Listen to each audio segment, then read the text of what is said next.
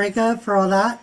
And then yeah, once again, welcome everybody. Thanks for joining us. This month we have Amy Bach. She's Executive Director of United Policyholders. She's our guest today. She's going to be telling us all about fire insurance. Well, a lot about fire insurance. I was told a long time ago, never say always and never say all or any words like that. So Amy's been a professional advocate for insurance policyholders since 1984, and she's also an attorney. She's been an attorney since 1989. And while practicing insurance regulatory law and representing clients in litigation matters, she co-founded United Policyholders in 1991. I didn't honestly know that until I read your bio, Amy. I didn't realize that you were the co-founder of United Policyholders. No wonder you're so passionate about it. And United Policyholders, they're a nonprofit 501c3 like us, and their mission is to be a trustworthy and useful information resource and an effective voice for consumers of all types of insurance in all 50 states. So, Amy, before I interrupt you, I'm going to share a story with you. I just heard the other day from a friend of mine. He lives in a semi-rural area, and his insurance adjuster came out and looked at his property. He's in a high fire severity zone. And his insurance guy walked around the property and he checked everything out, and he says, "Okay, you look okay." And he's like, "But I do have a recommend." And the guy, my friend's like, "Oh, what's your recommend?" "Well, you have a little bit of a downslope here. If you put a cinder block wall up here to help prevent a fire from coming up, upslope, getting into your house, it'd be a real good benefit for you." And so my friend says to the insurance guy, he said, "Oh, well, I get a reduction on my premium." "Well, no, but it'll keep you insured." And it's just crazy. And I know our California Insurance Commissioner, through, I think, a lot of the work that you've done, Amy, is really working on making some changes, in the next year or two here. So with that, I'm going to hand it off to you, Amy, and thank you very much for coming. Well, Roberta, and all of you, it's really great to have some time with you. The work that all of you are doing individually and as a group is incredibly important, and it's inspires me and my staff and what we're trying to do through something I'm going to explain to you in a minute. So if I can share my screen. All right, it's going to take me a minute here just to let's see. I think we're going to go hang on. All right, I can't be vain. Got to put the glasses on. Oh, I know that. Hold on one second here. We're going to get to the beginning of the deck. Yeah, so I saw Roberta. I was at a we were at the a preparedness event in downtown Santa Rosa about a month ago, and I was there and tabling and chatting up different people. Paul, whose name I always forget. Paul Lowenthal, right. And because our organization does a lot of wildfire recovery work, we know a lot of people in Sonoma. We sad for sad reasons, but we have a lot of people in the county that we've worked with for a number of years that have come to really understand why there is a nonprofit that focuses just on insurance, and why we are involved in promoting and helping facilitate wildfire risk reduction. And when I saw Roberta, it was kind of like, standing in a little bit of sunshine for a few minutes, chatting with you, with all the positivity that you're bringing, to this challenging area. So I just wanted to start with that, because I think, but for the work that's being done by citizens on the ground, and both volunteer and paid, and by organizations that are, don't have a tremendous amount of resources, but for that good energy, we wouldn't have made the progress that we've made so far in in promoting adaptation and making it possible for people to live in the beautiful places where you live, but have some sort of financial safety net under you, in the form of insurance. So I'm just going to do a brief review of fire insurance in California and an initiative that I launched, I don't know, some couple years ago, 3 years ago, which we branded as WRAP, Wildfire Risk Reduction and Asset Protection. And it started out because of there was the tree mortality crisis hit the headlines in 2016 with the bark beetle infestation, which is related to the drought, which is related to climate change. And when the news came that all these dead trees, that there were over 100 million dead trees along the spine of Sierras, insurers noticed, and they started dropping a lot of their customers who lived in the foothills communities.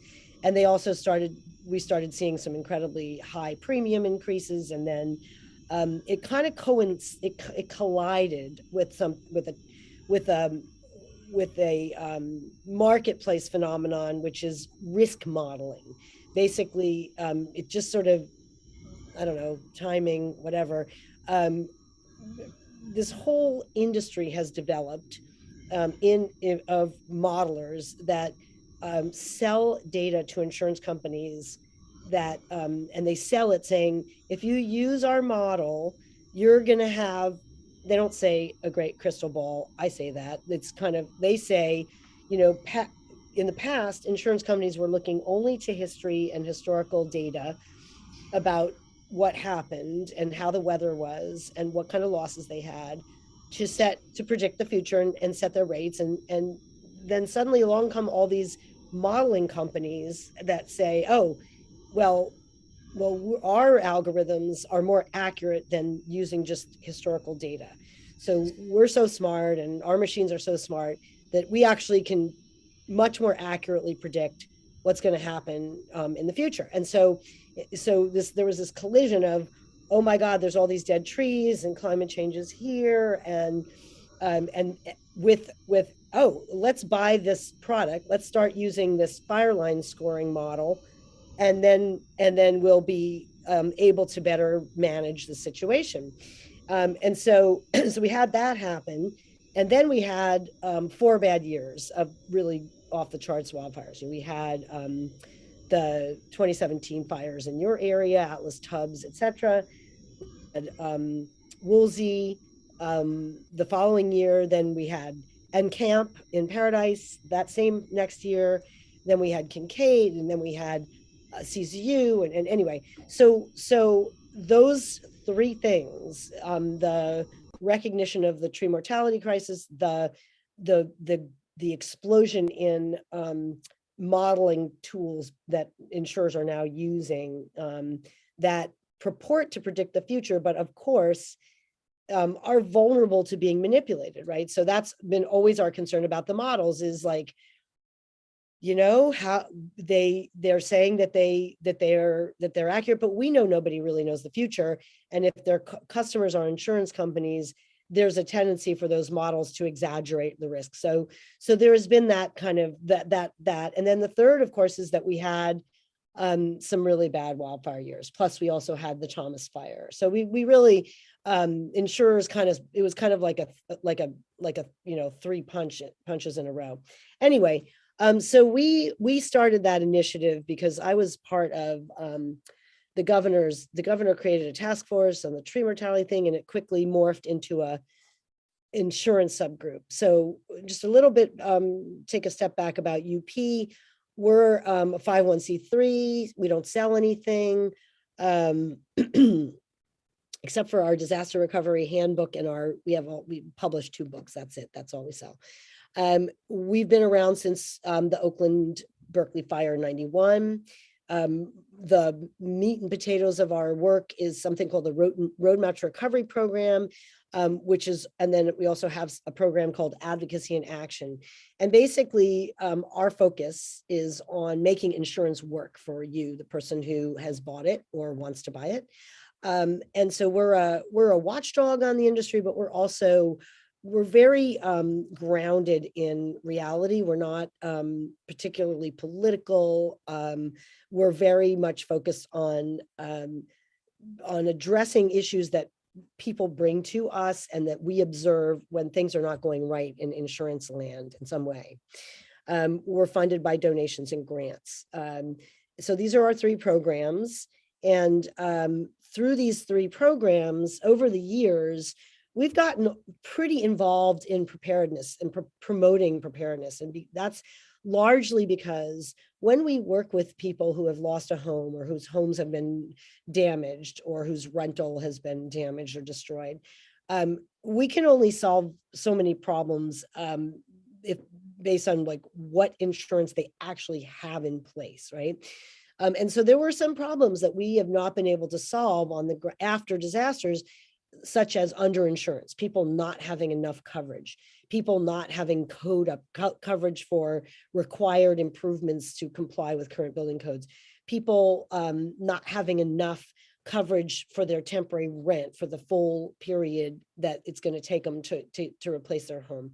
So because of those problems not being solvable after the fact, we built this roadmap to preparedness program through which we basically, up until this sort of current home insurance crisis, we were very focused on going out to community groups and telling people, spreading the news that 2/3 of the people that lose homes in wildfires are underinsured, and now's the time to fix your coverage, and now's the time to adjust your coverage, and these are the things that matter. And it's really important to do an inventory when everything is there, in case God forbid it's no longer there, and then you have a record. And just so because you all know, I'm sure you probably, I hope, have all done this, after today, if you have, take your cell phone, put it on video, walk around your house inside and out, dictating as you go. Here's my bedroom set that I got at Macy's. Here's my, open the drawer. Here's my silver that my grandma, handed down. Here's my jewelry. And, you don't have to like list everything, but even something as basic as that, that's just a tour in and out of your house, can really be, it's super valuable, and it's just worth the time, says the shoemaker without shoes. I have little bits I've done this, but be better than me. Okay. So that's how we got into preparedness. All right. Because I've been an insurance consumer advocate for my whole career, so since the 80s, I'm known to be, and I'm a friendly gal. I get drawn in when there's a problem. I tend to get drawn in to try to find the solution. So we, after every fire that we've worked, there have been availability problems where, like after the Oakland Berkeley fire, a lot of people started getting non-renewed. A lot of the insurers, and sometimes they make decisions that are rational and sometimes they're emotional. So I think a lot of insurance executives saw the red ink. Oh my God, look at this. We paid out so much money for these houses in the Oakland Berkeley Hills. We better get out of that area, which of course it just burned. Why would you, whatever. But anyway, we saw that there's a mentality in the insurance industry that is reactive, right? It's not always fully rational. It's just reactive. So like after the Oakland Berkeley fire, we actually had to start a program. We called it Match Up. We make plays on our name UP all the time, match up, stand up, whatever. So Match Up was basically, we were just a matchmaking service for people who had gotten dropped, and insurance agents that were proactive, that were like beating the bushes looking for policies for their customers, and particularly a certain kind of insurance agent, an independent agent that's not captive. So like if you're a State Farm agent or Farmers, you can only sell their product. If you're independent, you can sell for Safeco, Travelers, etc. So that was working. That worked. And then we didn't need it anymore. We shut it down. Fast forward to 4 years ago, things started to get very funky, as you all know, in terms of people's ability to have competitive choices, to be able to say, oh, I compare options, and people's options started to really shrinking. And a lot of people have had to go into the FAIR plan, and that's our insurer of last resort. So just a few things to remind you. So we've been working now very hard daily with the Department of Insurance, with risk reduction advocates like yourselves, somewhat with some other partners, which I will talk to you about in a minute, to try to proactively deal with the situation, right? Because if you have a mortgage, you have to have insurance. If you don't have, if you're not wealthy, you want to have insurance so that if God forbid something happens, you've got the money to repair or rebuild. So we want people to be able to afford insurance, and we want people to be able to find insurance, right? So our focus has been, how do we help consumers deal with the situation? At the same time, how do we advocate for policy changes that are going to make things more stable, so that we're not sort of at the mercy of insurance companies' decisions all the time, right? So couple things that are really good news, right? The legislature gave the commissioner this power to issue non-renewal moratoriums based on whether there's been fire activity in the region. The FAIR Plan now sells more, their limits are higher. You can now buy up to 1.5 million on a home through the FAIR Plan. So those are some of the good news, and there's some good tools I'm going to show you for shopping.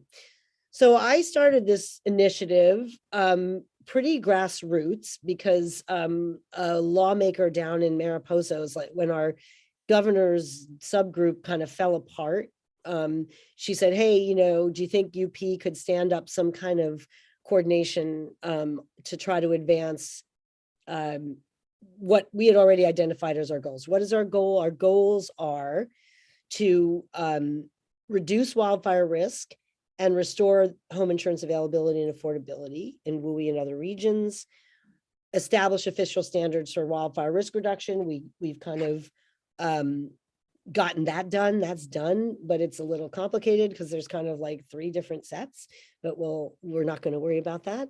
But I kind of consider that box to have been checked. We are working to build financial and technical assistance options for homeowners, which of course, as you all know, is happening partly because of the work you guys are doing, people like you around the state, but also because there's a lot more money flowing in the form of grants and government funds for both for public land brush clearing, but also community efforts and also individuals. So it's starting, and it's starting to really roll. And because we work around the country, we have been looking very closely at programs that are much more mature than what we've got going in California for wildfire risk reduction. There are programs for hurricane risk reduction, flood risk reduction, tornado risk reduction, that are much more mature and well established. And by that, I mean, these states have inspection systems in place, certification systems in place, and rules for how insurance companies have to reward. So then that 4th goal is incredibly important. Incentivizing homeowners to proactively reduce wildfire risk by making it easier for them to keep their homes insured. That is kind of that really, to be really honest with you guys and gals, that's kind of the core goal of the WRAP initiative. It really is to get insurers to reward people by for what they do, right? So like that story that Roberta told, which pains all of us, of like, oh, I see. So you're telling me to expend money on a retaining wall, but you're not offering any break to me in return, because that's just frustrating. But it's also just bad, because human beings are human beings, right? And people need a carrot very often. And not only that, a lot of people today are living on a very, very tight budget. And unless there is some financial upside for them spending money, they're not going to do it. They're not going to spend the money to make. It's kind of like, infrastructure repairs are never sexy, because it doesn't, it's like, if anything, and of course I'm preaching to the choir here, if anything, sometimes, doing hardening your home and creating defensible space makes it less attractive to a lot of people, which means there's got to be a dang good reason for most people to make the effort of time and expenditure of money. And because we know that we've been drilling now, and that is really our focus. we sort of talk around it because insurers have been so gun shy and so like, see the hand or talk to the hand or whatever. They were very, very talk to the hand, but they really are coming around. And so we've tried to go around, we've sort of tried to go at this in a constructive way. All right. So what are the rewards we're working to establish? Well, obviously premium discounts. That's the most important thing. The second one, which is actually also important, is if you mitigate your risk score that is now, we've kind of, I don't want to say we've lost the battle, but okay, we've lost the battle, meaning the insurers are, they're doing it now. It's just very much like a credit score, right? So, we're working to get more transparency so what your score is, and there's different companies now doing the scoring. But the bottom line is the better your score, just like the better your credit score, the more options you have. It's like, you have the better your credit score, the better interest rate you can get on a loan, kind of thing. The better your insurance score, the more attractive you are to insurance companies, the easier it's going to be for you to find coverage. So that's a benefit. The other reward that's a little trickier, non-renewal protections. So you all, Roberta connected me with Caroline, is it Safford? Is that the name? Yeah. And we had like a total love fest conversation, because when I started this work initiative, I was like, okay, first we were like, well, we know there's all these great people out there with fire safe councils and then Firewise communities and COPE, and, let's find out what they're doing and what standards are they using, for what you need to do to a home that's going to make it less likely to burn. And so we looked, and then everyone's like, wow, okay, I get there's a lot of grassroots stuff going on, and that's great. But what about like an official program that insurance companies are on board with? And the only one in the wildfire context we could find is this one out of Colorado, Wildfire Partners.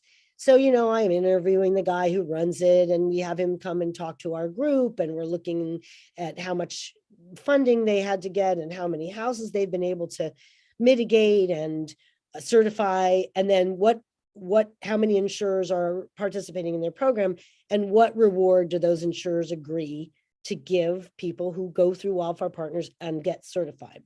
And that program doesn't get you any promise of a discount on your premium, but it does get you an agreement that if your insurer is participating in the program, and I think there's like 8 maybe insurers, that they promise they won't non-renew you, that they will keep you as a customer because you're certified. Now that's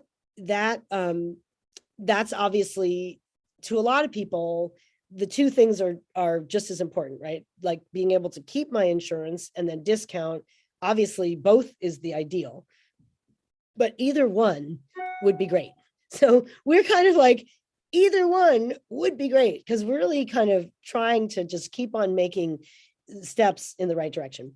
Obviously, the fourth reward that should be incentivizing people, but doesn't incentivize a lot of people, is that the house would be less likely to burn, which is, at the end of the day, the best reason to do these things, but the hardest one for a lot of people to get their mind around, because it's just human nature.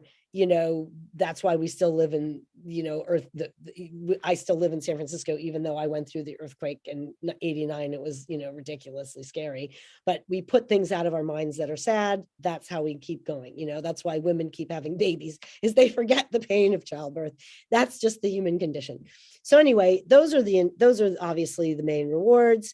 I don't want to waste a lot of time here talking about like, are we going to fix this? Is insurance going to come back?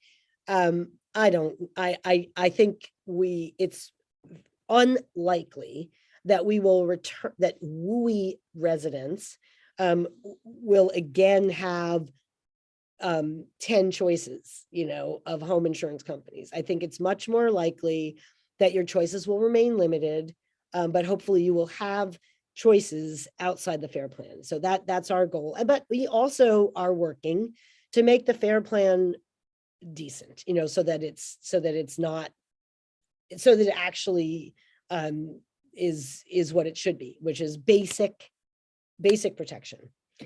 So, a lot of work going on a lot of fronts. We offer free guidance for if you get non-renewed, and what to do. This is an ask of all of you, of all of your members, and if you are with an organization that has a mailing list, a distribution list. So Marika, if this is something I would ask of you, we have a survey going on the situation, and we're going to keep it open for many, many more months. So if you would just encourage people to take it, we're just trying to keep our tabs on what's going on out there, like with people's home insurance, whether their premium is going up, whether they got non-renewed, who they were able to get insurance with. And the survey results are very helpful to us, both in working with members of the media and also just formulating our, what we prioritize. So just a little bit of lingo about your personal insurance. Likely it's a 1-year contract. A lot of people talk about my insurer canceled me, but what they really mean is non-renew, because your insurer can't cancel you in the middle of the contract unless something has really dramatically changed at the property or you stop paying. Other than that, they got to let it run. And then when it comes up for renewal, they can decide they don't want you or not. Now, they also have to give you 75 days notice. Before they non-renew you, but there's nothing to hold them right now, except for 2 things that I'm going to tell you about in a minute. So if you're with the FAIR plan now, it's not the end of the world. It's good to know what options they have. A lot of agents don't know anything about the FAIR plan. They don't really want to know anything because they don't like it. It pays lower commissions to them.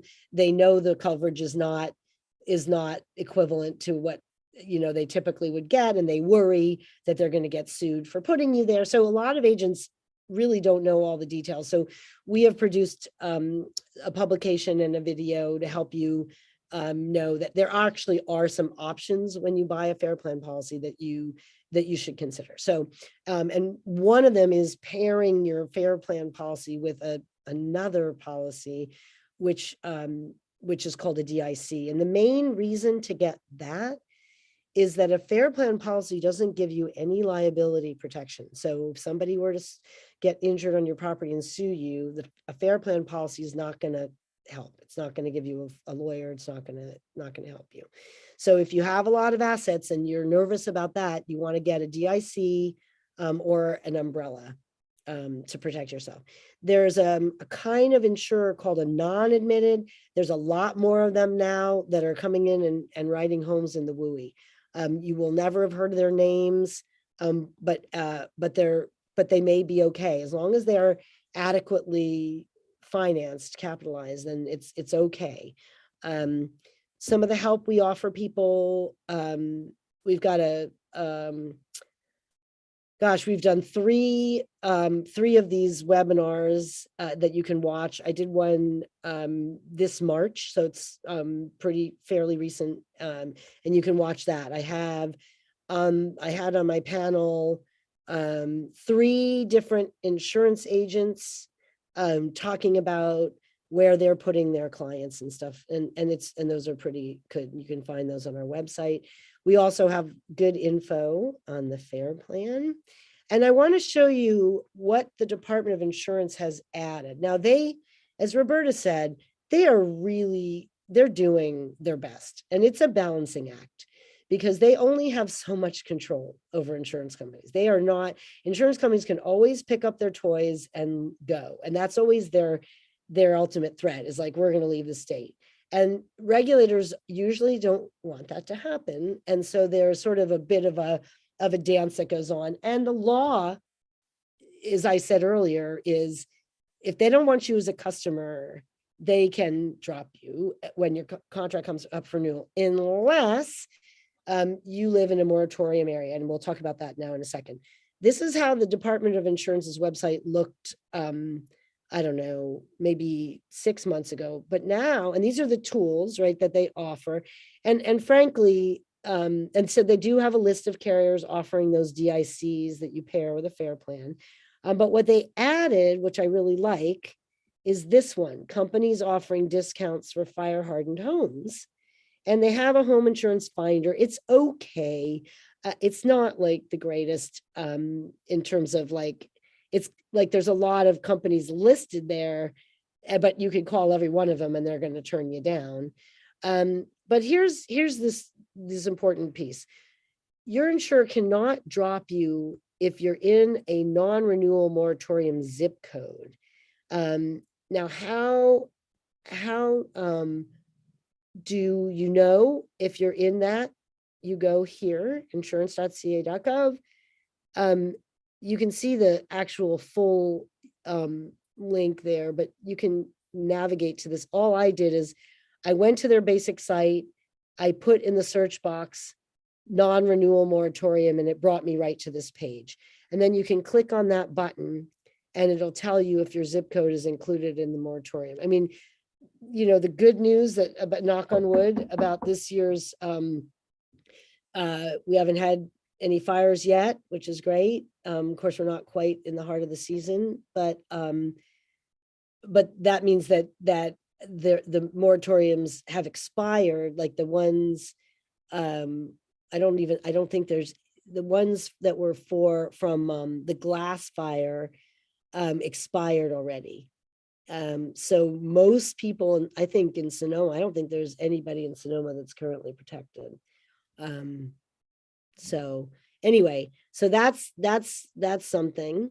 We'll just zip through a few more things. I want to make sure if people have some questions that we have time for that. These are those options with the FAIR plan that you can add. But I know it's just so painful. The pricing is brutal these days. Before you buy a DIC or a supplemental, you want to really understand what it is you're getting, get some quotes. A little bit on the mitigation standards. Our working group produced the middle column. We came out first. We were like, we got to have some standards here, because I know how insurance companies behave. They're going to be like, if there's no standards, we don't have a yardstick. So we're like, okay, all right, we'll get a yardstick to measure whether people have done things, right? So we spent like a year, and we had all kinds of experts giving us their opinions. We came up with this list. Then the IBHS came out with theirs, and then the state agency partnership came out with theirs. We know what the problem is. It's the 5-foot ignition zone for people who either cannot bear to take out a tree that's within that zone. And some fire scientists will say there's no reason to take out the tree if the limbs aren't touching the house, and if it's providing shade. But all the experts, you know, like it or not, have fallen for that 5-foot. I don't fallen for it. It's here, right? It's coming in like January of next year. It's like, right. And I've been on some calls. I was on a call yesterday with the head of the IBHS, and I said, I'm really hoping that you guys are going to have some flexibility. But I don't know if they're gonna, but a lot of the details. So then we came out with these standards, check that box. Now IBHS has launched a whole commercial venture. I'm going to tell you about that in a second. So the RAP group is ongoing. We have a meeting in August, and we're going to hear from some people from the Firewise program. And the reason that we're now focusing on that is because, again, understanding how insurance companies think, they need some official check a box kind of, oh, this community is a Firewise community. That gives them comfort.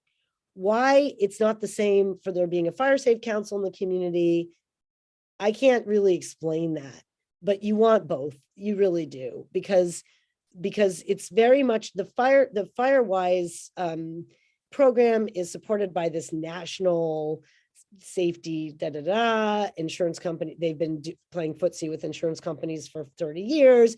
They respect each other. And so I'm just giving you the straight scoop, like getting the FireWise designation is going to be important.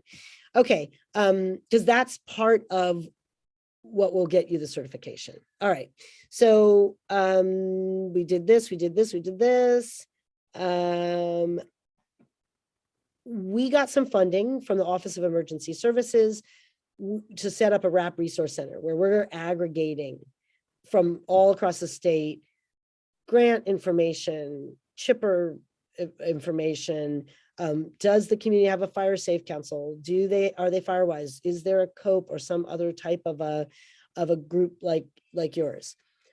We are working very hard to get a set of regulations through that the department has proposed that will require insurers to give you a discount. The department does not feel that they have the authority to force insurers to renew people they don't want to renew. So they decided to not pick that battle and to only go for the discounts. Okay, that doesn't mean that some insurers won't voluntarily agree to renew you if you do these things. It's just that the regulation doesn't say that right now. Some consumer groups are trying to push for the regulations to be amended. We're not joining them because I'll tell you why. Because I'm afraid that that's going to go into litigation. The insurers are going to sue over it.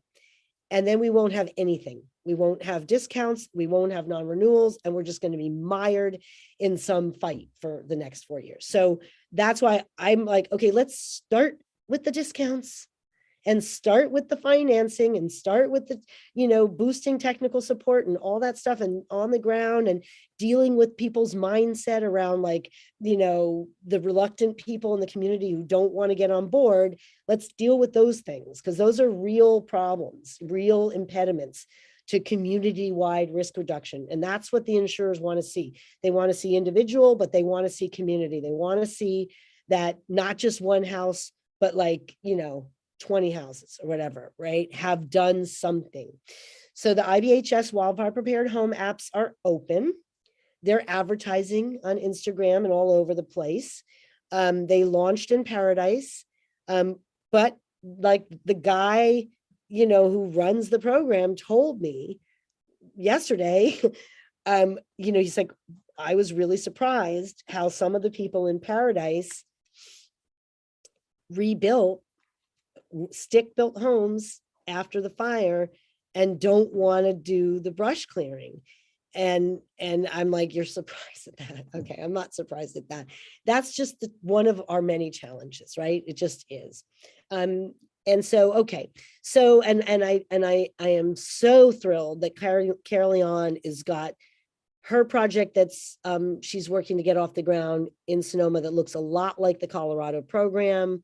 So that is a really bright, sunshiny, blue sky spot on the horizon for all of us, because it's a really important step in the right direction to have something like Wildfire Partners that will be county sanctioned, that the insurers can, that we can pressure them to accept and recognize. We know there's a lot of vendors now out there, my gosh, offering gels and paint, and we'll come and we'll do this and we'll do that. And, that's a whole nother thing. This is the IBHS application form. If you want to try it out and see, you can see the URL there, wildfireprepared.org/get-started. See what it tells you, whether your county is eligible or not. Let me just go back for 1 second. So IBHS, their funding comes from the insurance industry. The guy who's running it, that's a very interesting entity. They do a lot of research. They have this facility in South Carolina that I was supposed to be touring today, but I did not go because if I get on another plane and get COVID again, I'm not going to be able to keep going. So anyway, they have this big facility where they subject this fake house to embers, and they're doing all this testing, and that's a really important part of why they are buying into the promise of effective wildfire risk reduction, and with them buying into it, it's helping their member insurance companies buy into it. So very, very important that they are doing this. Now they are commercial, even though they're .org, they're on this, like they've been hiring people and they're, they've trademark protected this wildfire prepared.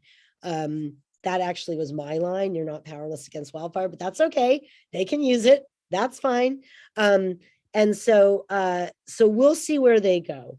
There was some competition between them and the wildfire partnership, which was CAL FIRE, the Department of Insurance, the Department of Forestry. They had a very parallel track to the RAP working group, our group, and also to IBHS. So we had 3 entities working on standards, and the partnership has done a good job they put out their standards, but then it's IBHS has sort of picked up the ball in terms of like, okay, now they've got this program going. Now, it's not going to be the only game in town. The program that Caroleon is trying to set up, it will be another way for people to get some certification. And there are organic programs in a lot of communities that you don't really know about because they don't have like marketing dollars, like IBHS has marketing dollars, right? They're like marketing this thing like a product, so I'm all, it's fine. Great. If there's a lot of kinks that are going to have to be worked out here, but we are getting there. And we already have like, oh my gosh, we have a lot of insurers now that are offering discounts, much more than there were. And that's just from pressure. That's from all the media attention and the pressure from their customers and pressure from elected officials. And come on, get on the bandwagon with those of us who are not sitting on our hands and saying, oh my God, this is somebody else's problem. Because obviously it's not. It's you can't really blame. I mean, you can blame all you want. It's not going to get bring down the cost of your insurance, and it's not going to make your home or your community more fire safe. So I know I don't need to preach to the choir. Y'all are out there doing it. And thank you for everything you do and for listening to me babble on here. But as Roberta pegged, I'm right in the middle of all this. I pay a lot of attention to this, and I'm really, really working hard with my team to help people deal with the situation, because we know it's brutal. We've seen the survey responses so far, and we've seen what kind of premiums people are paying, and it's brutal. We know that. So we're doing our best to help as quickly as we can. Great. Well, Amy, thanks so very much. I have a few questions for you. Okay. And then what we'll do is we'll open it up for questions to the group.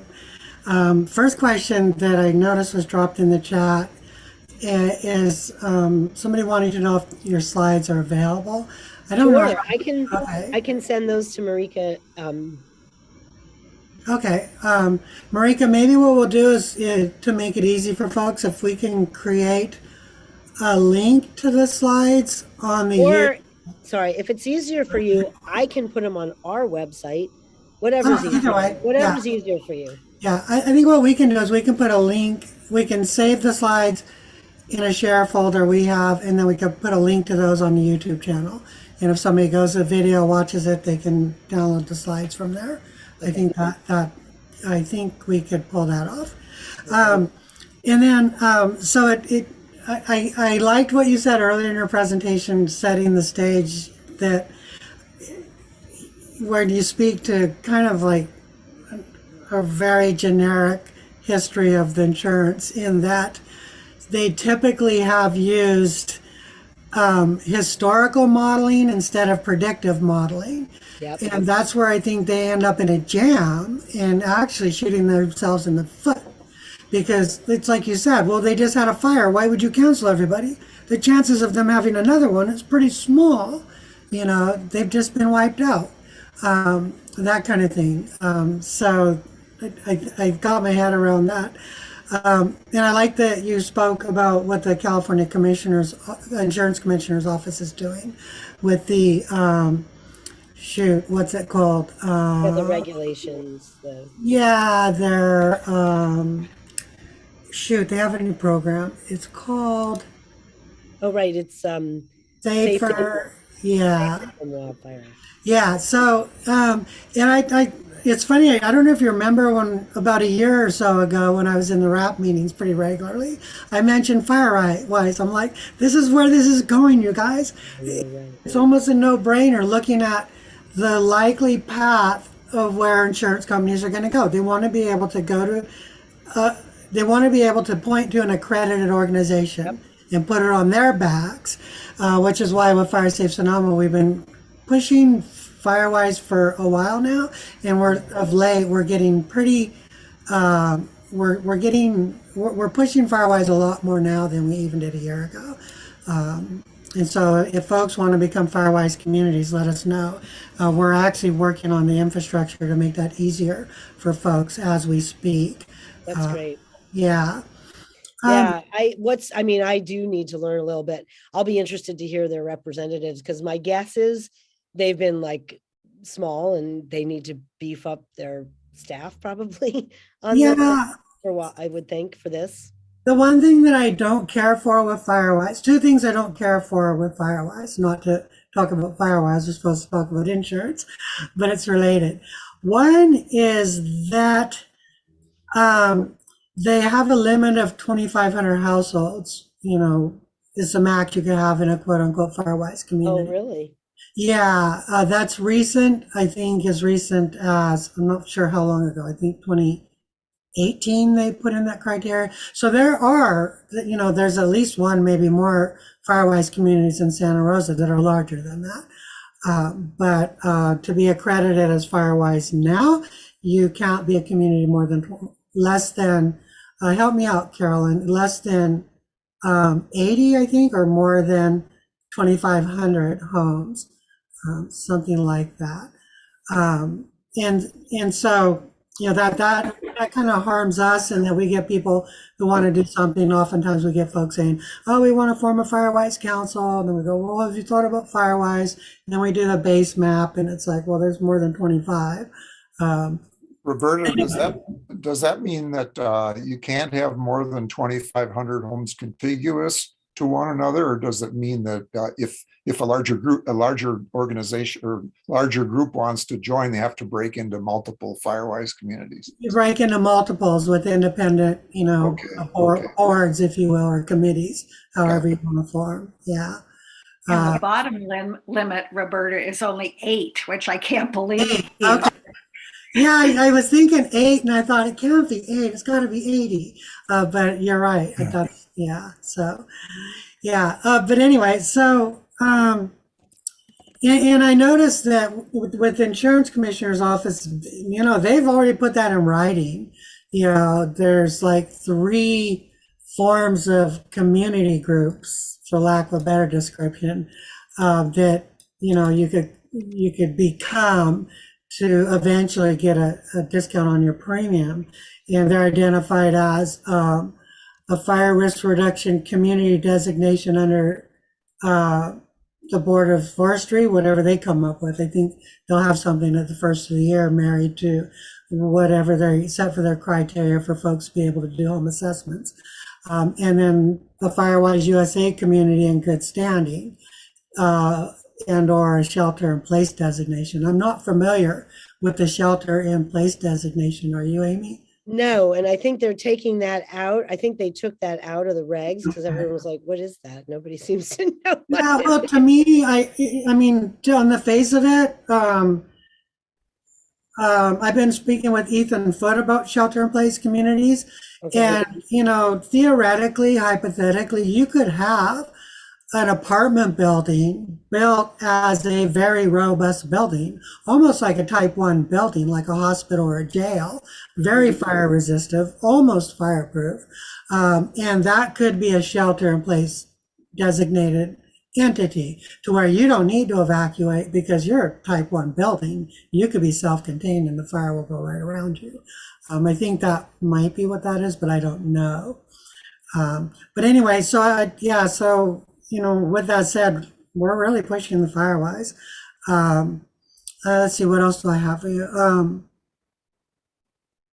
And then I think I like your idea of not pushing hard against the insurance companies now, because I think that the work you've done in this space and the work the insurance companies are coming around to, I think they will see that this will pencil out for them over time. over And time. once they discover that, oh yeah, this is a good business model, this is penciling out for us, let's do this. And then they'll come up with more formalized criteria of what they'll allow for discounts on premiums. But forcing that on them now, I think you're right. That's no good to come of that at this point in time. I mean, not, like they're just starting to, like, Travelers just reopened 80 zip codes.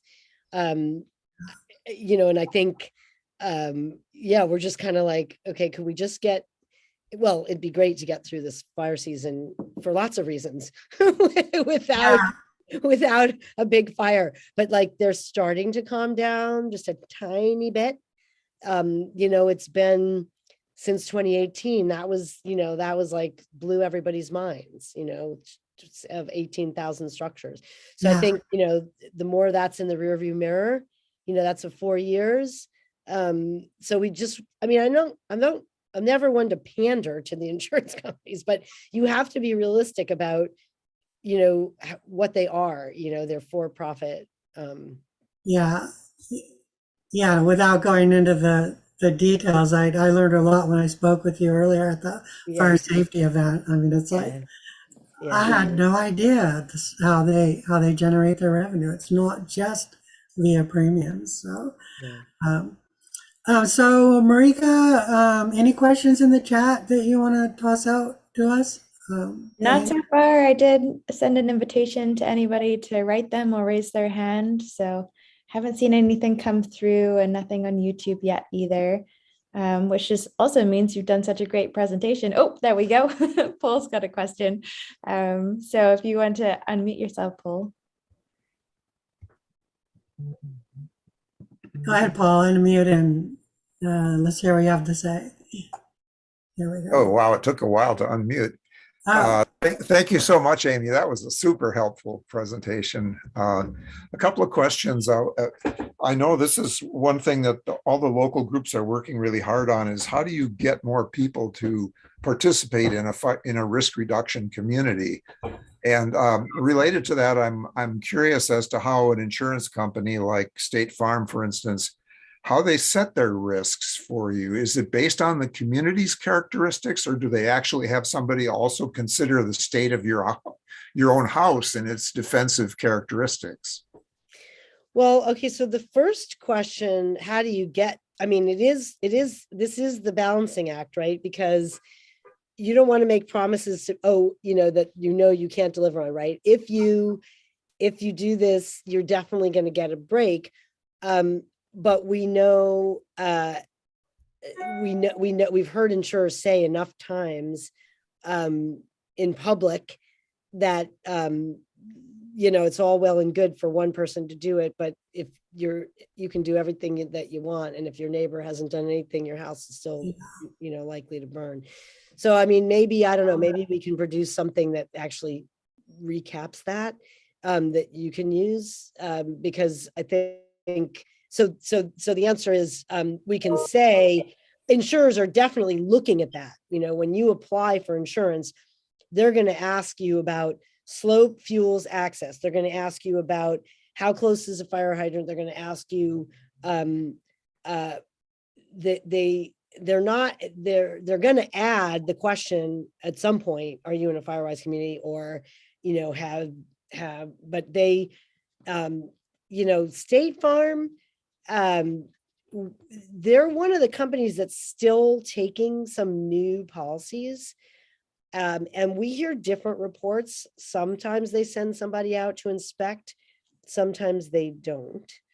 But I think it's just common sense that if you comply with those standards that I'm sure your fire safe council is promoting, of having a Class A roof, keeping your gutters clear of debris, keeping your decks clear of things underneath, flammable things underneath. If you can change your windows out to dual pane.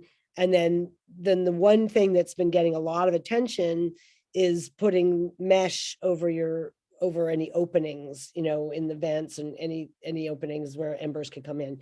So like all those things, I think maybe, the messages to your neighbors, like, if you don't do these, first of all, you should do these things anyway, because that will make it less likely that your house is going to burn. But also, those are the things that insurance companies are going to be looking at when they come back in, right? And that's where those are the things we're pushing. We're saying, okay, if people do these things, you got to give them a break, right? So it's sort of, we're not, you got to do the stuff to qualify for the rewards. The rewards are still a little bit soft.